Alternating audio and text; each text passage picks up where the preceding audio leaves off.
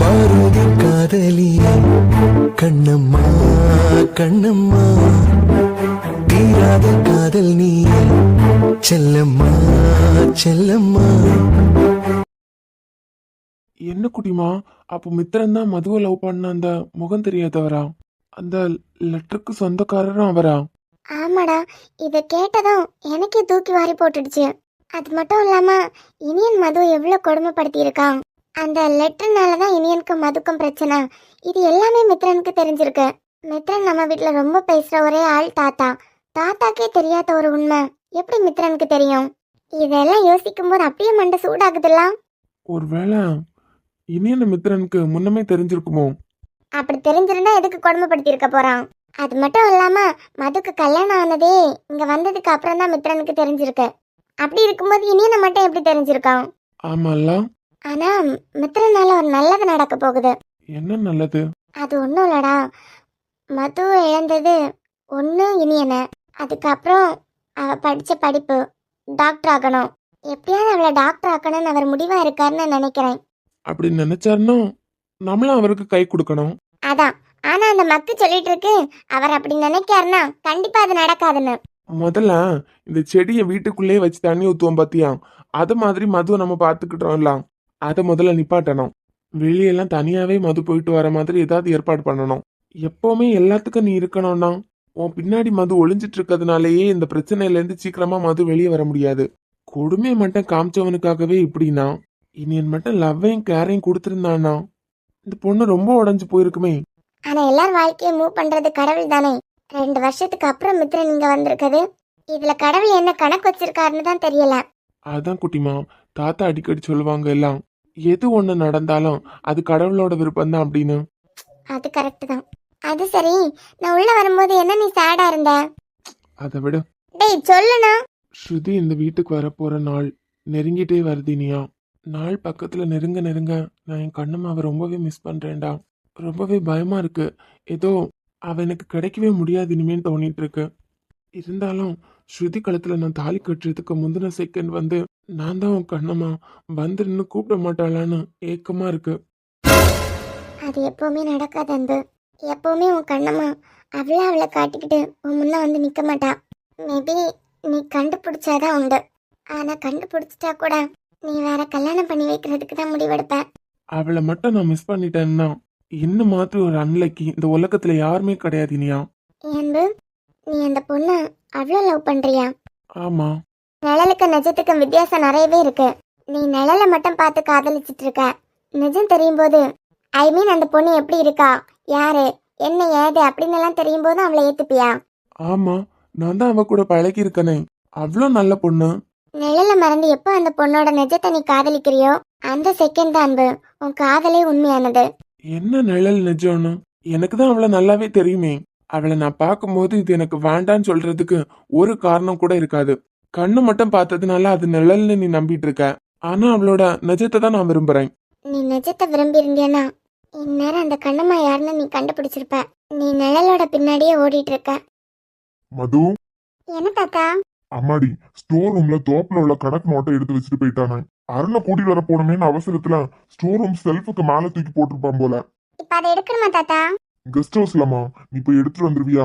தாத்தா கெஸ்ட் ஹவுஸ்லயா? அங்கதான் நிறைய பேர் இருப்பாங்களே, யார்கிட்டயாவது எடுத்து கேட்கலாம்ல. அம்மாடி, யாருமே இல்ல. மித்திரன் தம்பி கூட இப்பதான் வெளியே எங்கேயோ போச்சுது. அப்படியா? சரி தாத்தா, நான் எடுத்துட்டு வரேன்.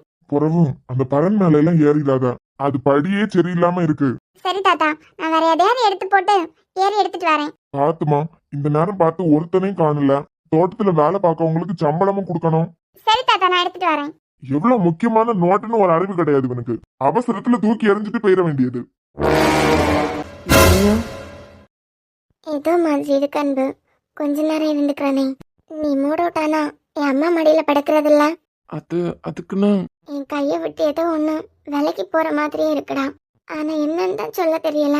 எனக்கு சொந்தமா நினைச்ச ஒண்ணு என்னை விட்டு தூரமா போற மாதிரி இருக்கு. நாள் நெருங்க நெருங்க இது உன் பொருள் இல்லைன்னு யாரோ எனக்குள்ள வந்து சொல்லிட்டே இருக்க மாதிரி இருக்கு அன்பு. ஏ குட்டிமா, நான் தூங்கும்போது கூட யாரோ என் பக்கத்துல வந்து காதுல வந்து இது உன் பொருள் கிடையாது, உனக்கானது கிடையாதுன்னு சொல்லிட்டே இருக்காங்க அன்பு. சடனா லைட்டை போட்டு எந்திரிச்சு பார்க்கும்போது யாருமே இல்லை என் பக்கத்துல. இனியா, அவ வந்தா எல்லாம் நம்மளோட ஃப்ரெண்ட்ஷிப்பை உடைச்சிட முடியும்னு நினைக்கிறியா? தெரியல அன்பு, ரூம்குள்ளேயே நடந்துட்டு இருக்கேன். கண்ணாடியில என் முகத்தையே கேவலமா பாக்குறேன். எனக்குள்ளேயே என்னமோ நடந்துட்டு இருக்கடா. ஸ்ருதிக்கும் எனக்கும் கல்யாண நாள் நெருங்க நெருங்க என் மனசுலயும் கண்ணம்மா என்னை விட்டு தூரமா போற மாதிரி ஃபீல் ஆகுது. ஆனா இனியாவோட எண்ணம் ஃபுல்லாவே என் ஃப்ரெண்டு என்னை விட்டு தூரமா போயிடுவானோன்னு பயப்படுறான். இனியா, ம், ஸ்ருதி என்ன எவ வந்தாலும் நம்ம நடுவுல எல்லாம் வர முடியாது. அவ கழுத்துல தாலியை கட்டினதும் அவ நினைச்ச மாதிரி எல்லாம் இங்க மாறிடுறேன்னு நினைச்சிட்டாளாம். கல்யாணம் ஆனாலும் சரி என்ன ஆனாலும் சரி உன்னே என்ன எல்லாம் அவளால பிரிக்க முடியாது. இதெல்லாம் நினைச்சு நீ ஃபீல் பண்ணிட்டு இருக்காத. என்ன இருந்தாலும் அன்பு, ஸ்ருதிக்கு உனக்கு கல்யாணம் ஆயிடுச்சுன்னா இதே மாதிரி எல்லாம் ஒன்னாலே என்னாலே இருக்க முடியாது. ஏன் ஏன் இருக்க முடியாது? அதுக்கப்புறம் ஸ்ருதிக்கான டைமை நீ ஸ்ருதிக்கு கொடுத்துதான் அன்பாகணும். அப்படிப்பட்ட கல்யாணமே நான் கேட்கலையே. தாத்தாவே ஒன்னே என்னையும் புரிஞ்சுக்கிட்ட மாதிரி ஒரு பொண்ணுங்கிறதுனால தானே ஸ்ருதி என்ன பிடிச்சிருக்குங்கிறதுனால ஓகே சொன்னாரு. ஆனா நாளைக்கு நம்ம நடுவுலயே வந்து பிரச்சனை பண்ணால்னா என்ன பொறுத்த வரைக்கும் நடக்க போறது கல்யாணமே கிடையாது. நீங்க எல்லாம் நினைச்சிட்டு இருக்கீங்க கல்யாணம் பண்ணி வச்சுட்டா கொஞ்ச நாளையிலேயே அவ பின்னாடியே நான் சுத்த ஆரம்பிச்சிருவேன்னு நினைச்சிட்டு இருக்கீங்க. அது இப்ப இல்ல குட்டிமா, எப்போ நடக்காது. இந்த தாத்தாக்க மண்டையில எல்லாம் உதிக்கும், இது உதிக்கல பாரு. இவ இந்த குடும்பத்துக்கு செட் ஆக மாட்டா அப்படின்னு கொஞ்சமாவது உதிக்காதா? அதான் தாத்தா கேட்டார்ல, அப்போ மனசுல வேற ஏதாவது இருக்கா அப்படின்னு. கனமான ஒரு பொண்ணை காதலிக்கிறேன், ஆனா அந்த பொண்ணு யாரு என்னன்னு எனக்கு தெரியாது, முஸ்லீம் பொண்ணுன்னு மட்டும்தான் தெரியும். இவ்வளவு சொன்னாலே என்னை அடிச்சு வெளியே துரத்திடுவாரு. ஏண்டா என் காதல பூவா சுத்த பாக்குறேன். நீ முஸ்லீம் பொண்ணை காதலிச்சாலும் ஒன்னும் பிரச்சனை இல்ல. உன் அம்மா கிறிஸ்டின் அப்பா ஹிந்துங்கிறதுனால கிறிஸ்டின் பொண்ணா இருந்தாலும் பிரச்சனை இல்ல, ஹிந்து பொண்ணா இருந்தாலும் பிரச்சனை இல்ல. ஆனா ஹிந்து பேரை சொல்லி முஸ்லீம் பொண்ணுன்னா சொல்றேன்னு கழுத்தை பிடிச்சி வெளியே தள்ளினாலும் தள்ளிடுவாரு. அவர்கிட்ட என் காதல் எல்லாம் புரிய வைக்க முடியாது. அம்மா, அப்புறம் யார்கிட்ட தான் நீ உன் காதல புரிய வைக்க போற? Good question. இதுக்குதான் விட தெரியலையே நமக்கு. என்ன பிடிச்ச மாதிரியே தான் என் கூட க்ளோஸா பேசினான். ஆனா ஏன் அங்க இருக்க வேலையெல்லாம் எனக்கு முடிஞ்சதும் என்னை விட்டு போயிருக்கணும். அப்புறம் அவளை காண்டாக்ட் பண்ண கூட முடியாத அளவு ஏன் அவ பண்ணணும்? நிஜமாவே என்ன பிடிச்சிருந்தா என்ன பார்க்காம என்ன காண்டாக்ட் பண்ணாம என் கூட பேசாம எல்லாம் இருக்க முடியாது தானே? என்கிட்ட கேட்டா அன்பு, அவளை மட்டும் நீ கண்டுபிடிச்சிட்டியனா என்ன பண்ணுவ? என்ன பண்ணுவனா? அவ மனசுல நான் இல்லாம இருந்தாலும் அவளை கண்டுபிடிச்சிட்டானா உடனே இந்த கல்யாணத்தை நிப்பாட்டிடுவேன். எப்படி? தாத்தா கிட்ட என்ன சொல்லுவ? தாத்தா கிட்ட தான் இவதான் பொண்ணுன்னு என்னால சொல்ல முடியுமே. அவ மனசுல நான் இல்லைனாலும் ஈஸியா அவ மனசுக்குள்ள நான் போக முடியும். ஓகோ, அப்புறம் ஒவ்வொரு செகண்ட் அணுவா அவளை ரசிச்சு ரசிச்சு காதலிப்பேன். வேற வேற என்ன பிடிக்கிற மாதிரி எல்லாம் நடந்துப்பேன். ஏற்கனவே அந்த பொண்ணுக்கு ஒன்னு பிடிச்சிருந்தா இந்த உலகத்திலேயே யாரும் காணாத காதல நாங்க பண்ணுவோம். எப்படி? எப்படின்னா அது அவ கிடைச்சாதானே எப்படின்னு பண்ண முடியும். ஓஹோ, ஒருவேளை ஸ்ருதி கழுத்துல நீ தாலி கட்டினதுக்கு அப்புறம் இதுதான் அந்த பொண்ணுன்னு கண்டுபிடிச்சிட்டியனா ஸ்ருதியை டிவோர்ஸ் பண்ணிடுவேன். என்ன, டிவோர்ஸ் பண்ணிருவியா? ஆமா, அப்புறம் அவளுக்கு என்ன வேலை?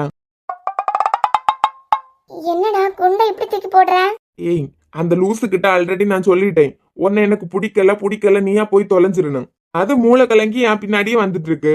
அந்த லூசு கோம்ப நினைச்சிட்டு இருக்கு கல்யாணம் ஆன உடனே இவனை மாத்திரலாம். கல்யாணம் ஆகி நம்ம இந்த வீட்டுக்கு வந்துட்டோம்னா எல்லாரையும் மாத்திரலாம், எல்லாரையும் கைக்குள்ள போட்டுடலாம், அப்படி இப்படின்னு லூசு மாதிரி பகல் கனவு கண்டுட்டு இருக்கு. ஆனா குட்டிமா, அவ மட்டும் இந்த வீட்டுக்கு வந்துட்டாள்னா அதுதான் அவளுக்கு நரகோணம். இப்ப புரியாது, அப்புறமா புரியும். ஏன்? கல்யாணத்துக்கு முன்னமே ஆசிரமத்துல எல்லாம் இருக்கிறவங்களுக்கு கொஞ்சம் ஹெல்ப் பண்றதுக்கு நாய் மாதிரி குறைச்சிட்டு கிடக்கா. இவ வந்தோன்னா இவ பேச்ச நம்பி தாத்தா எல்லாத்தையும் மாத்திடுவாராம். இவ அப்படி நினைச்சிட்டு இருக்கா குட்டிமா. ஆனா அவளுக்கு தெரியாத ஒண்ணு புரியாத ஒண்ணு இதுக்கு அப்புறமா மண்டைக்குள்ள ஏறாத ஒண்ணு. அவ நினைச்சாலும் என் மனசுல இடம் பிடிக்க முடியாது. அவ ரொம்ப சந்தோஷமா வந்து இந்த வீட்டுல கொண்டாடிட்டு இருக்கலாம் நினைச்சிட்டு இருக்கான். அவ வந்ததுக்கு அப்புறம் தான் இந்த அன்பு யாருன்னு அவளுக்கு காட்ட போறேன். அன்பு, இந்த சிச்சுவேஷன்ல இப்போ இந்த பஞ்ச் டயலாக்லாம் தேவையா உனக்கு? ஏய், நீ என்ன சோகமா இருக்கன்னு மடியில படுத்துட்டு என்னைய கலாய்ச்சிட்டு இருக்க? ஆமா, சுகமா தான் இருக்கேன்.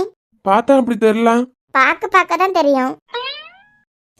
ஆனா ஒண்ணு இனியா, என்னதான் கலக்கலான்னு சிரிச்சு பேசினாலும் மனசுக்குள்ள கல்யாண நாள் நெருங்கிட்டே வருது. ஒரு விதமான பயமாவே இருக்கு. எங்க அவளும் அவளோட காதலை எனக்கு கிடைக்காமலே போயிருமோன்னு ரொம்ப பயமா இருக்கு.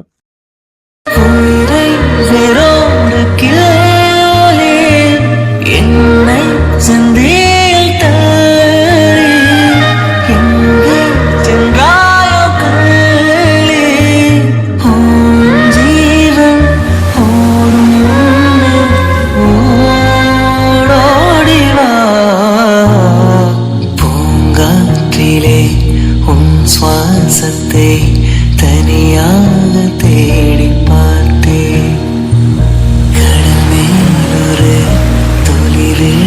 இருந்ததே, அதை தேடி தேடி பார்த்தேன்.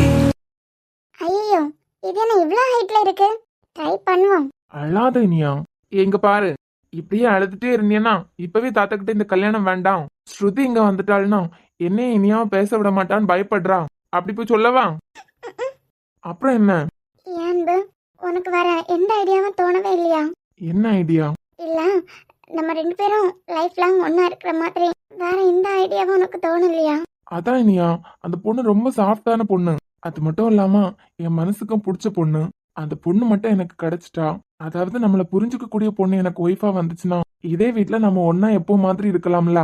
ஸ்ருதி தப்புன்னு உனக்கும் புரியுது, ஆனா வெளியே சொல்ல மாட்டேங்கிற. எனக்கு வெளியே சொல்ற அளவுக்கு புரியுது. அம்மா என்னன்னா அவங்க அப்பா பேச்சு தட்ட மாட்டாங்க, அப்பா என்னன்னா அவங்க மாமனார் பேச்சு தட்ட மாட்டாரு. இப்படி இருக்கும்போது தாத்தா கிட்ட பேசுறதுக்கு யாருக்கும் தைரியம் இல்ல. ப்ராப்பரான ரீசன் இருந்தா கூட ஸ்டாப் பண்ணுவாரு. ப்ராப்பரான ரீசன் நம்ம கிட்ட இல்ல. இது சம்பந்தமா பேச போனாலே உனக்கு இனியாவை பிடிச்சிருக்கான்னு கேக்குறாரு. அப்படி இல்லைன்னா உன் மனசுல வேற யாராவது இருந்தா சொல்லுங்கிறாரு. அவர் என்ன நினைச்சிட்டு இருக்காருன்னா ஸ்ருதி வந்து நம்ம ரெண்டு பேரையும் புரிஞ்சுக்கிட்டு தான் இந்த கல்யாணத்துக்கு சம்மதிச்சிருக்கா அப்படின்னு. ஆனா இந்த கல்யாணத்தை நிறுத்த ஒரு பாயிண்ட் போதும். தாத்தாவை கோவப்படுத்துற மாதிரி ஏதாவது சுச்சுவேஷன்ல மாட்டிட்டாள்னா போதும் அதுவே. என்ன இனியா இன்னைக்கு உனக்கு? தெரியல, ஆனா என்னை விட்டு நீ ரொம்ப தூரமா போக போற மாதிரி ஃபீலா இருக்கு. எப்பவுமே இப்படி இருக்கணும் போல இருக்கு. தீராத மயக்கத்தில் நானும் உன் தோள் மேல் சாய்கின்ற நேரம், காற்றோடு மிதந்து நாளும் அன்பு அன்பு. அன்பு, என்ன இனியா? உனக்கு கல்யாணமே ஆயிட்டாலும் என்ன வெறுத்துற மாட்டாலாம் எப்பவும் எந்த சுச்சுவேஷன்லயும். ஏ லூசு, என்ன ஆச்சு இன்னைக்கு உனக்கு? வித்யாக்கு பிடிக்காத கல்யாணம் அதுவா நின்ன மாதிரி உனக்கு பிடிக்காத கல்யாணம் அதுவா நின்னா நல்லா இருக்கும்ல.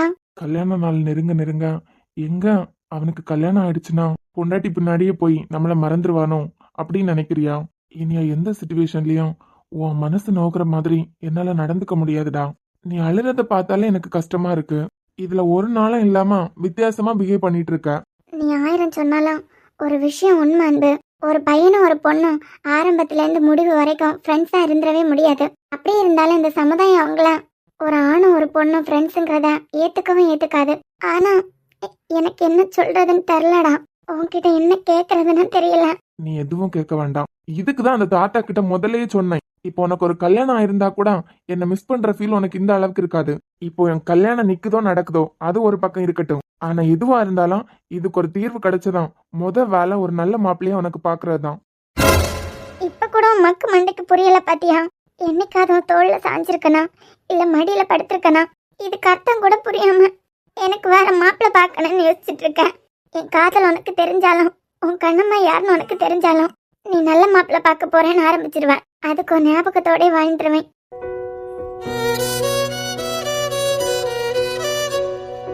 எட்ட மாட்டேங்குதே. தாத்தா வேற யாரையாவது அனுப்பியிருக்கலாம்ல. இவ்வளவு மேல தூக்கி எறிஞ்சிட்டு போறதுக்கு இது என்ன பாலா? ஏ மது, நான் வேறாய் அடவே தேனே, ஒரு பால் பார்வை உன்னை பார்த்தேனே. பெண்ணேனே பெண்ணல்ல அக்ஷய பாத்திரம், பெண் என்ற கோப்பைக்குள் நான் விழுந்தேன். ஆரோடு தேன் கொண்டு வாய்க்கலந்து, அசைந்தாடும் காற்றுக்கும் அழகான பூவுக்கும் காதலா காதலா, அலையாடும் கடலுக்கும் அது சேரும் மணலுக்கும் காதலா காதலா.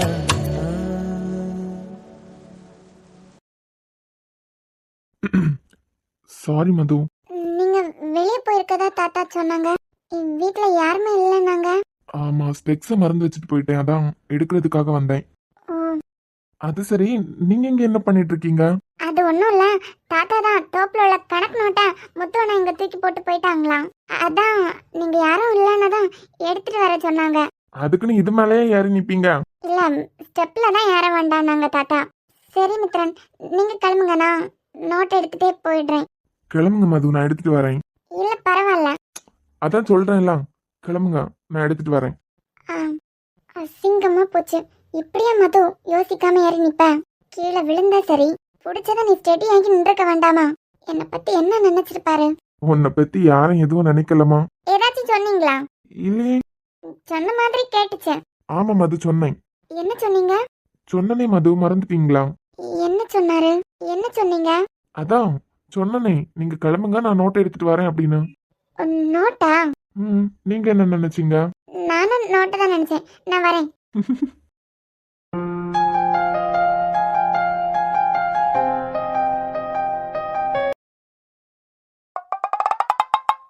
ஏன்? ஒண்ணும் இல்ல. மொத்தமா இருந்து பல்ல காட்டுறீங்கல்ல, அதான் கேக்குறேன் ஏன்னு. அது ஒண்ணும் இல்ல சரணி. இனிமேலாவது வாய அடக்குவலாம். ஏண்டி நான் இதுக்கு அடக்கணும்? இல்ல, வாய அடக்க தெரியாததுனால தானே ஹாஸ்பிட்டல் போய் படுத்துட்டு வந்திருக்கேன். நான் இருக்க கடப்புல ஓங்கி ஒண்ணு விட்டேன்னு வச்சுக்கோ, மொபைல கிளாஸ் ரூம் வாசல்ல போய் தெரிச்சிருவேன். ஏ வித்யா, உனக்காண்டி நான் பஞ்சர் ஆகி அடி வாங்கி ஹாஸ்பிட்டல்ல படுத்து எந்திரிச்சு எத்தனை இன்ஜெக்ஷன் போட்டாங்க தெரியுமா? இப்படி பஞ்சரிங் டிங்கரிங் எல்லாம் என்ன பண்ணி விட்டுருக்காவ. நீ பல்ல காட்டிட்டு இருக்க. இல்ல, அந்த ஜூஸ் அவசரப்பட்டு குடிக்காம இருந்திருந்தேனா இந்த நிலைமை வந்திருக்குமா உனக்கு? நான் குடிச்சதுனாலதாம்மா நீ தப்பிச்ச. இல்லனா ஆதி சார் வரதுக்கு முன்ன ஒரு வழி பண்ணிருப்பாரு. அதுக்கு நான் குடிச்சாதானே. அவன் வாங்கி தந்ததை பல்ல காட்டிட்டு குடிக்கிறதுக்கு நான் என்ன உன்ன மாதிரி லூசா? அஜய், சுரேஷ் சாருக்கும் வித்யாவுக்கும் நடக்க இருந்த கல்யாணம் நின்னுட்டு. அத பத்தி தான் காலேஜே பேசிக்கிட்டு இருக்கேன். இந்த வித்யா மட்டும் இந்த அப்பவே கம்ப்ளைண்ட் எடுத்து வச்சிருந்தா இது இந்த அளவுக்கு வளர்ந்துருக்குமா? ஏதாவது பிரச்சனைனா வீட்ல உள்ள அம்மா அப்பா கிட்டயும் இல்ல மேமாரோ சார்மாரோ கிட்டயும் ஷேர் பண்றதுக்கு என்னதான் வருத்தமோ அப்படி. ஆனா வித்யா, உன்னை இப்படி பாக்குறதுக்கு ரொம்ப சந்தோஷமா இருக்குடி. ஏன் மேக்கப் கொஞ்சம் எக்ஸ்ட்ராவா போட்டிருக்கனா? அடச்சி, அதெல்லாம் இல்ல. உன்னை இவ்வளவு சந்தோஷமா நாங்க பார்த்து எவ்வளவு நாள் ஆகுது. ஆமா, இந்த கல்யாணம் பிக்ஸ் ஆனதுல இருந்து நீ நார்மலாவே இல்ல. சிரிக்கவும் மாட்ட, உருன்னு இருப்ப எப்பவும். எங்களுக்கும் போரிங்கா இருக்கும். எப்படியும் இந்த கல்யாணம் நின்னுட்டு அது வரைக்கும் ஹாப்பி. அந்த ஆள் என் லைஃபை விட்டு போனதே ஏதோ ஒரு பாரத்தை என்கிட்ட இருந்து இறக்கி வச்ச மாதிரி இருக்கு. ஏன் வித்யா, ஆதி சாருக்கு ரொம்ப அடியா? ஆமாண்டி, எவ்வளவு கீழ்த்தரமானவனா இருப்பான் பாத்தியா? இவ்வளவு ஒரு கேவலமான விஷயத்த பண்ணதும் பத்தாதுன்னு எப்படி இந்த கல்யாணம் மட்டும் நின்றக்கூடாதுங்கிறதுக்காக ஆகாஷத்தாண்ட போய் ஆதி சார தப்பா பேசியிருக்கான். சாருக்காச்சும் போலீஸ் ஸ்டேஷன்ல நான் எதுவும் பண்ணல, அந்த ஆள் தான் தப்புன்னு சொல்லியிருக்கலாம். எடி, போலீஸ் ஸ்டேஷன்ல எல்லாம் அவன் பேரை இழுத்து விட்டாங்கன்னு வச்சுக்கோ. ரெண்டு பக்கத்துலயும் அவன் பேரை இழுத்து விட்டுருந்தாங்கன்னா நிறைய கேள்வி கேட்டாலும் கேட்பாங்க. நீ எல்லாத்துக்கும் பதில் சொல்லிடவும் மாட்ட. அதனாலதான் சார் எதுவும் சொல்லியிருக்க மாட்டாரு. இப்போ அன்பண்ணாவோட கெஸ்ட் ஹவுஸ் இருக்குல்ல, அங்கதான் ஸ்டே பண்ணிருக்காரு. மேத்ஸ் சாராடி? ஆமா, ஆதி சார் உன் மேத்ஸ் சார் தான். ஓ, உங்க வீட்டுக்கு பின்னாடி இருக்க அந்த வீடா?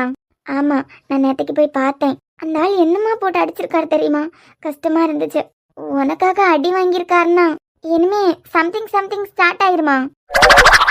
கொண்டு முடியெல்லாம் உடச்சு உன் கையிலே தந்துருவேன். இல்லடி, இவ்வளவு பண்ணிருக்காருன்னா அடுத்த கான்செப்ட் அதுவா தானே இருக்கும். நமக்கு பாடம் எடுக்கிற ஒரு சார் கூட எப்படி வச்சு பேசுறேன்? சுரேஷ் சார் தான் நமக்கு கிளாஸ் எடுக்கிறவரு.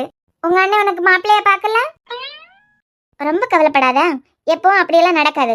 பாக்குறேன் பாரு, இந்த கேம்பஸ்ல அவர் ஒரு ப்ரொஃபசர், நான் ஒரு ஸ்டூடெண்ட், அவ்வளவுதான். அப்ப வெளியே தலை மூட்டும் வேலை என்னமோ அதை மட்டும் பாரு. லிபி, நேற்றுக்கு பிக் பாஸ் பாத்தியா? பேய்க்கும் சண்டையா, அது ஊரே வேடிக்கை பாக்குறான். திரும்பிட்டாலாம், அப்படியே முறைச்சிட்டு இருக்கா. என்னமாமா முறைச்சிட்டு இருக்கா? இவன் என்ன எப்போ இஞ்சி தின்ன குரங்கு மாதிரி இருக்கா? உன் பிரச்சனை உனக்கு, என் பிரச்சனை எனக்கு. அம்மாடி, உன் பிரச்சனை நீயே வச்சுக்கா. Good morning. Good morning sir. என்ன ஹோம்ஒர்க் எல்லாம் முடிச்சிட்டீங்களா?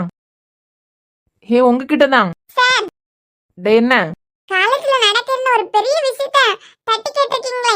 அப்படியா? ஆமா சார். அது இருக்கட்டும்டா. கிளாஸ்ல ஒரு பொண்ணுக்கு பிரச்சனைனா பொண்ணுங்க சாப்பாட பிரேக்ல ஆட்டை போட்டு சாப்பிட்றதுக்கும் கிண்டல் பண்றதுக்கும் தான் உங்களுக்கு கிளாஸ் பொண்ணுங்க வேணுமா? கூட படிக்கிற பொண்ணுங்க உங்க ஃப்ரெண்ட்ஸுக்கு எதிராக யாராவது ஏதாவது பண்ணிட்டான் எதிர்த்து கேட்க வேண்டாம்? சுரேஷ் சார் கிளாஸ்ல வித்யா கிட்ட வேற மாதிரி நடந்துக்கிட்டாருலாம், நம்ம எதுவும் கேட்கலையேன்னு சொல்றாரு. இங்க பாரு, உங்க கிளாஸ்ல படிக்கிற ஒரு பொண்ணுக்கு ஒரு பிரச்சனைனா அது யாரா இருந்தாலும் நீங்க கேட்கறதுல தப்பே இல்ல. அப்படி கேட்க முடியலன்னா மேனேஜ்மெண்ட்ல கம்ப்ளைண்ட் பண்ணலாம்ல. சார். என்ன சரண்யா, நான் ஜூஸ் எடுத்து குடிச்சு ஹெல்ப் பண்ணேன்னு சொல்ல வரியா? இல்ல சார், நாங்க தான் அவரை கல்யாணம் பண்ணிக்க போறவர் தானேன்னு ஃப்ரீயா விட்டுட்டோம். இங்க பாருமா, நான் எல்லாருக்கும் தான் சொல்றேன். இந்த கிளாஸ்ல படிச்சிட்டு இருக்க எல்லா ஸ்டூடெண்ட்ஸோட பேக்ரவுண்ட் பத்தி எனக்கு தெரியும். பேரண்ட்ஸ் இல்லாம எல்லாம் எந்த ஸ்டூடெண்டா இங்க இல்ல. நீங்க எல்லாம் எவ்வளவு ஃப்ரெண்ட்லியா இருக்கீங்க. உங்க பிரச்சனைய உங்களுக்குள்ள மாறி மாறி ஷேர் பண்ணிக்கலாம். வீட்ல உள்ளவங்க கிட்ட என்ன பிரச்சனைனாலும் ஷேர் பண்ணலாம். வீட்ல சொல்லிட்டாதான் எனக்கு பிரச்சனை வரும், அதனால நானே ஃபேஸ் பண்ணிக்கிறேன்னு நினைச்சா அது விபரீதமா தான் முடியும். சோ என்ன ப்ராப்ளம்னாலும் உங்களால ஃபேஸ் பண்ண முடியாத சிச்சுவேஷன்ல வீட்ல சொல்லிருங்க. எல்லா ப்ராப்ளத்தையும் உங்களால ஹேண்டில் பண்ண முடியாது, புரியுதா? புரியுது சார். உனக்கு ஒருத்திக்கு சொல்ல வேண்டியத ஊருக்கே சொல்றாரு பாத்தியா? ஏன் சாம் அது வந்துச்சா இன்னைக்கு? அது வந்துச்சானா? எதை பத்தி கேக்குற? அதான்டா அந்த பெருச்சாளி. ஏனியா, உங்க அப்பாவும் தாத்தாவும் அன்போட அப்பாவும் கஷ்டப்பட்டு உருவாக்குன கம்பெனி பெருச்சாளி தொலை போட்டு உள்ள வர அளவுக்கு வீக்காவா இருக்கு. இவ்வளவுக்கும் கன்ஸ்ட்ரக்ஷன் கம்பெனி வேற. கம்பெனிக்குள்ளேயே பெருச்சாளி தொலை போட்டு வந்துட்டுனா எவன்டா நம்மள நம்பி ப்ராஜெக்ட் கொடுப்பான்? டேய் வாய் இருக்குன்னு கண்ணா பின்னான்னு பேசினா உடைச்சிருவோம் பாத்துக்க மூஞ்ச. டேய் அப்புறம் தொடக்கமும் முடிவும் இல்லாம அது வந்துச்சான்னு கேட்டா நீ சொன்னதுக்கான அர்த்தத்தை நான் கவர்மெண்ட் பஸ் எடுத்துக்கவா இல்ல ஆடு மாடை எடுத்துக்கவா? அவன் ஏஞ்சல கேட்டுட்டு இருக்கான். அப்பனா ஏஞ்சல் வந்தாளான்னு கேட்கணும். அதை விட்டுட்டு அது வந்துதா இது வந்துதானா? அறிவு கட்டவனே, அவ எவ்வளவு பெரிய பிரச்சனையில மாட்டிட்டு இருக்கா. நீ என்னடானா லூசுத்தனமா கிண்டல் பண்ணிட்டு இருக்க.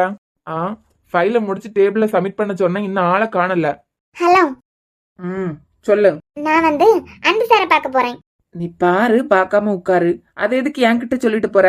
ஒரு முக்கியமான கம்ப்ளைண்ட பத்தி பேசுறதுக்காக போறேன். என்ன கம்ப்ளைண்ட்? அத அங்க சொல்லிட்டு அப்புறமா வந்து உன்கிட்ட சொல்றேன். ஆக்சுவலா இந்த ஆபீஸ்ல இது இருக்கதே ஒரு கம்ப்ளைண்ட் தான். இது எதை பத்தி கம்ப்ளைண்ட் பண்ண போகுது? Good morning sir. Good morning. Sorry sir, 1 o'clock ஆயிடுச்சு. Good afternoon sir. ஷபா, இதுக்கு ஆஃப்டர்நூன் வராமலே இருந்திருக்கலாம். அதெல்லாம் இருக்கட்டும், இப்போ என்ன ஆச்சு? சார், உங்களுக்கு நிஜமாலுமே தெரியாதா? தெரியாது. இப்போ டிஎம்கே ஆச்சுதா சார். டேய் மச்சான், நீ தான் அவன்கிட்ட என்ன ஆச்சுன்னு கேட்ட, அவன் டிஎம்கே ஆச்சுங்கிறான். இதுல நான் என்ன பேசுறதுக்கு இருக்கு? சார், ஆட்சி ஏதாவது மாறிட்டா சார்? ஆனாலும் உனக்கு கொழுப்பு கூடுதல் தான். நான் கேட்டது உன் வீட்டு சிச்சுவேஷன் பத்தி. வீட்டு சிச்சுவேஷன் என்ன? அப்படியே புயலோ சுனாமியோ வந்தாலும் மொத்தமா ஒரு ஊருக்கே தானே அலர்ட் கொடுப்பாங்க. எங்க வீட்டுக்கு மட்டுமா கொடுப்பாங்க எங்க வீட்டு சிச்சுவேஷன் பத்தி கேட்க? திமிரு தானே இது? சார், சத்தியமா சார், எங்க வீட்டுக்கு மட்டும் சுனாமி வருது புயல் வருதுன்னெல்லாம் என்ன அறிவிப்ப தர மாட்டாங்க. அப்படி தந்திருந்தாங்கன்னா வீட்டு சிச்சுவேஷன் என்னன்னு சொல்லலாம். ஏய், நான் கேட்டது உன் மாமக்காரன் வந்து புலம்பிட்டு போனானே அன்னைக்கு, அத பத்தி. ஓ, அத பத்தியா? ஆமா, அத பத்தி தான் கேக்குறான். அத விடுங்க சார். என்ன அப்படி ஒப்பாரி வச்ச அன்னைக்கு? அது இனியாவ தப்பா பேசிட்டான். உங்க யாரையும் தப்பா பேசிட கூடாதுங்கிறதுக்காக ஃபீல் பண்ணேன். நீங்களே கூல் ஆயிட்டீங்க. அப்புறம் நான் எதுக்கு அதை நினைச்சு வருத்தப்படணும்? சரி, அதை விடுங்க. நான் இப்ப உங்ககிட்ட வந்ததே ஒரு முக்கியமான கம்ப்ளைண்ட் எடுத்து வைக்கிறதுக்கு தான். நான் கொடுத்த வேலையை முடிச்சாலான்னு தெரியல, இதுல என்ன கம்ப்ளைண்ட்னு தெரியலையே. சார், ஒரு பெரிய பிரச்சனை இந்த ஆபீஸ்க்குள்ள பலம் வந்துட்டே இருக்கு. என்னது வலை வருதா? வயசு ஆக ஆக உங்களுக்கு காதும் கேட்க மாட்டேங்குது சார். பலம் இல்ல, பலம். ஏய், இன்னைக்கு இவ வாங்கி கட்டாம போக மாட்டா. அவனே சரி பிள்ளை பாவம், வீட்டுல உள்ள சிச்சுவேஷன் இவ்வளவு சோகமா இருக்கான்னு கேட்காதவனே கேக்குறான். இவ அதுக்கு மேல இருக்கா. என்ன கம்ப்ளைண்ட்? உன் மாமாவை பிடிச்சி உள்ள வைக்கணுமா என்ன? அந்தால விடுங்க சார். குடிச்சாருன்னா ஊதுனாலே பறந்து போயிடுவாரு. இப்ப நான் எதுக்கு வந்திருக்கேன்னா, என் பக்கத்துல இருக்கவே ஆஃப்லைன் வேலை தான் பாத்துட்டு இருக்கான். சரி. ஆனா எனக்கு எப்பவுமே ஆன்லைன்ல தான் வேலை. ஆமா. ஆனா ஒரு நாள் 1 மணி நேரமாவது அவனுக்கு இன்டர்நெட் கட் ஆகுது. அது ஏதோ ப்ராப்ளம். அட்மின் கிட்ட சொல்லியிருக்கோம், பாப்பாங்க. உனக்கு அதுல என்ன பிரச்சனை? இப்ப சார், நான் ஆன்லைன் ஒர்க் பண்றேன். இன்டர்நெட் கட் ஆச்சுன்னா 2 சிஸ்டத்துக்கும் ஒரே மாதிரி கட் ஆனாதானே நல்லா இருக்கும். என்ன அப்புறம் என்ன இனியா? ஆஃப்லைன்ல வேலை பாக்குற ஆளுக்கு இன்டர்நெட் கட் ஆகுது, ஆன்லைன்ல வேலை பாக்குறவங்களுக்கு இன்டர்நெட் கட் ஆனாதானே கொஞ்சம் வாய் பார்த்துட்டு ஓபி அடிச்சுட்டு தூங்கிட்டு இருக்க முடியும். அதனால் மேடம் கூற வருவது, சார், அந்த ஆளுக்கு இன்டர்நெட் கட் ஆகும் போதெல்லாம் எனக்கு பக்குன்னு இருக்கு. இதுவே அந்த சிஸ்டத்தை நமக்கு கொடுத்திருந்தாங்கன்னா நம்ம கொஞ்ச நேரம் வாய் பார்த்துட்டு இருந்திருக்கலாமே அப்படின்னு. அதனால சிஸ்டம் சரி பண்ண வரும்போது மறக்காம அந்த ஆள் கிட்ட சொல்லிருங்க, நெட் ஒர்க் ஆச்சுன்னா 2 பேருக்கும் ஒர்க் ஆகணும், ஒர்க் ஆகலையா 2 பேருக்கும் ஒர்க் ஆக கூடாது. லூசு. அப்படியா? அப்ப நீ தூங்குறதுக்காக ஒரு பெட், தலகாணி எல்லாம் எங்கேயே ரெடி பண்ணிடுவோமா? அப்படி மட்டும் ஒரு வாய்ப்பை நீங்க ஏற்படுத்தி கொடுத்தீங்க. ஆகா ஆகா. சார், இப்ப நான் சொல்ல சார், இப்படி மட்டும் நீங்க ஒரு ஸ்கீம் கொண்டு வந்தீங்கன்னா 1:30 to 2 o'clock எனக்கு லஞ்ச். அந்த தூங்குற டைம் எனக்கு 2 to 3 o'clock தந்துருங்க. இது வாய்க்கு இதெல்லாம் 10 மாமன் பையன் ஒன்னா வந்தா கூட கடத்த முடியாது. இந்த வாயை கொஞ்சம் நிப்பாட்டி ஏஞ்சல். வீட்ல என்ன நடந்து? அப்புறம் அந்த ஆள் வந்தாரா? வரல. அப்புறமா வரதெல்லாம் சத்தம் போட்டு போனாய். அந்த ஆள் தான் 2 நாள் டைம் கொடுத்துருக்காரு. சத்தம் போடுறதுக்கு இன்னும் 2 நாள் இருக்கு. நாளைக்கு தான் வருவாரு. ஏன் ஏஞ்சல், உன் கதையை கேட்டு எங்களுக்கே ஃபீலா இருக்கு. நீ சிரிச்சுட்டே பதில் சொல்ற. இனியா, இதுதான் கொஞ்சம் வருஷமா நடந்துட்டே இருக்கு. என் சம்மதம் இல்லாம தாலியெல்லாம் கட்டிட மாட்டாங்களாம். குழந்தைய வச்சு மிரட்டுவான். அதை விடு சாம், எனக்கு இதுதான் இப்ப பெரிய பிரச்சனையா இருக்கு. எப்படியாச்சும் அந்த ஆளுக்கு இன்டர்நெட் கட் ஆகும்போது எனக்கும் கட் பண்ணி விட்டுருங்க. செத்து போன என் பாட்டி மேல சத்தியம் பண்ணி சொல்றேன் சார். அந்த ஆளுக்கு இன்டர்நெட் கட் ஆகிருக்கும் போதெல்லாம் என் வயர் அப்படி எரியுது சார், எரியுது. ஏதாவது குளத்துல போய் முங்கிட்டு வா. ஏஞ்சல், நாளைக்கு அவர் உங்க வீட்டுக்கு வரதா சொல்லியிருக்காருலாம். ஏதாவது பிரச்சனை பண்ணா எங்களுக்கு ஃபோன் பண்ணனா. அதெல்லாம் அந்த ஆள் வரமாட்டாரு. குடிச்சிட்டு மட்டை ஆகி ஏதாவது ஞானோதயம் வரும்போது தான் வரான். நீ ஒன்னும் கவலைப்படாத. நல்ல விஷயத்த பத்தி தான் யோசிச்சுட்டே இருக்கணும். கெட்டதெல்லாம் வரும்போது பாத்துக்கலான்னு லைஃப ஜாலியா என்ஜாய் பண்ணணும். இங்க பாருனியா, இங்க கடவுள் நமக்கு 2 வாழ்க்கையெல்லாம் தரப்போறது இல்ல, ஒரு வாழ்க்கை தான் தரப்போறாரு. இந்த ஒரு வாழ்க்கையில என்னோட விதி இன்னைக்கு சாயந்தரமா இல்ல நாளைக்கா இல்ல நாளன்னைக்கா எதுவும் தெரியாது. அதனால இருக்கிறது வரைக்கும் சந்தோஷமா இருப்போம். சுத்தி இருக்கிறவங்களையும் சந்தோஷமா பாத்துப்போம். சாம், அப்புறம் என் கம்ப்ளைண்ட மறந்துடாதுங்க. ஒன்னு பண்றேனே, எல்லா சிஸ்டத்திலயும் யூபிஎஸ்ஸையே உடைச்சு போட்டுறியேன். சந்தோஷம் தானே உனக்கு? சேச்சா, வேலையே பார்க்காம எங்களுக்கு சம்பளம் தரதுக்கு நீங்க என்ன லூசா?